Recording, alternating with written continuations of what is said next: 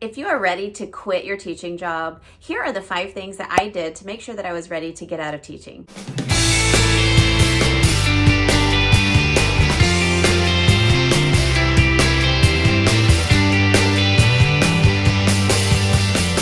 Hello everyone, my name is Miriam with somethingelementary.com. I teach teachers how to cultivate meaningful classrooms by providing classroom management tips, teaching strategies, as well as teaching teachers how to digitally design and organize their content. Teachers have so many amazing skills that I am here to help you use those teaching skills to make money online. So you think you're ready to get out of teaching, and you probably are.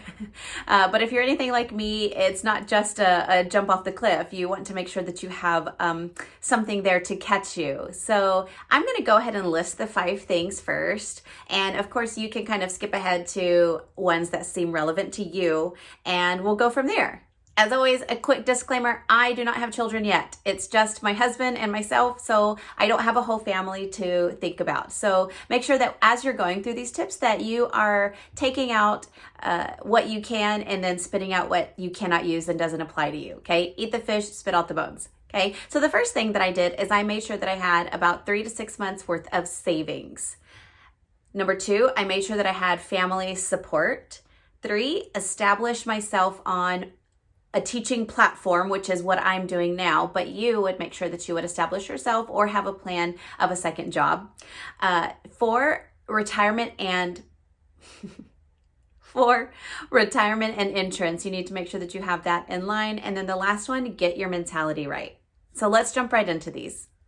Before I got out of teaching, I was already saving money as an emergency fund or a savings account just to kind of give me some fallback and not live paycheck to paycheck. So that was my first step. I really worked hard. I got side jobs. I worked on VIP Kid. I worked online. I worked on Outschool. I did anything to make extra money that I was able to do while I was teaching as well. So of course, around my teaching schedule. So that was step number 1. So save your money. You don't have to have a savings or an emergency account to quit teaching. That's just something that's comfortable to me. If you are a daredevil and, just want to jump off, go ahead, all you. So the second thing is making sure that I had family support. Like I said, it's just me and my husband, and I had, some family around me just cheering me on, making sure that if something doesn't go well, that they're going to really cheer me on. This really was important whenever I thought I was, whenever I got called back to teaching and I was like, okay, I'm going to do it. Like, it's just, I'm meant to be a teacher. They really stuck to their guns and said, no, why don't you just try this thing that you were going to do, which is teach online, create your own business, do things by yourself. They really stuck to it, and I'm really happy that they did. So having a good support system at home. Step number 3 is establish yourself online, or if you are going off of the platform. For me, I wanted to stay home and work from home. So as the school year was going, I was teaching with VIP Kid. I established my profile and started getting clients on OutSchool. I started my Teachers Pay Teachers store. So around my teaching hours, I was really establishing myself online. With that, if you don't want to go to a teaching platform, make sure that you have a plan. Do you have another job that you're going to that you want to take over your teaching paycheck? It's up to you.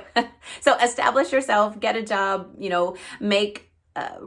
develop relationships with people outside of teaching. Number 4. Talk to somebody about your retirement, and also if you're using school insurance, get another insurance agent. All right. So for me, I didn't really have to do much with my retirement, but I'm also very young and I don't know much about retirement. So they said I would be okay. I'm hoping that I'll be okay. Maybe later I'll have to go back and revisit it.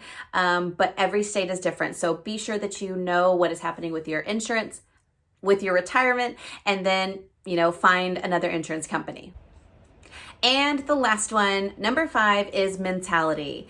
Guys, we have to get over our mentality of we can't do it, or we shouldn't do it because we're not the best, or, we're scared to. So if you have those other 4 things in line, this is the part where you really have to work. Get a journal, set up a schedule, start going to certain classes like business classes or even meditation classes. Find a way to be okay with not teaching in a classroom. For me, that was starting a business online. I teach on several platforms, and then now I'm starting a business of my own. It's not because I think I'm the best. That imposter syndrome kept me down for so long, and it is something that we have to get over. So I might not be the best tutor or the best teacher, but I'm starting a business. And as I tell my teachers that I refer is you might not be everybody's cup of tea, but somebody likes chai. Okay. I might not be everybody's cup of tea, but people are taking my lessons. So think about what you're willing to do once you step out of the classroom. Are you willing to work at an office job? Are you willing to clean houses? Are you willing to sell your stuff and, stay at home for just a little while? What are you willing to do? And if you're not willing to do any of those things, then maybe staying in the classroom is for you. But if you're willing to work part-time at a school, teach some kids reading, as well as, clean houses on the side, plus grow your business over here, then maybe leaving teaching is for you. Okay, decide on what you're willing to do, get your mindset right, and you'll be okay.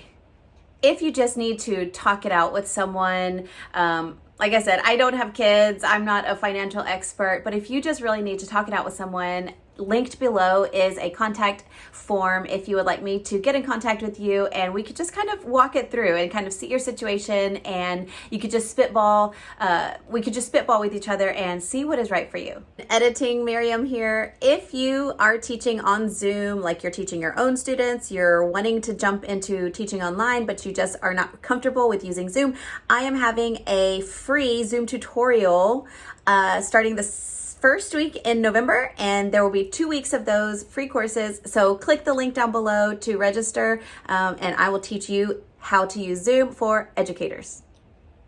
If you like videos about teaching strategies, teaching outside of the classroom, growing your business, like and subscribe to this channel. And that's all I have for you this week. See you next time.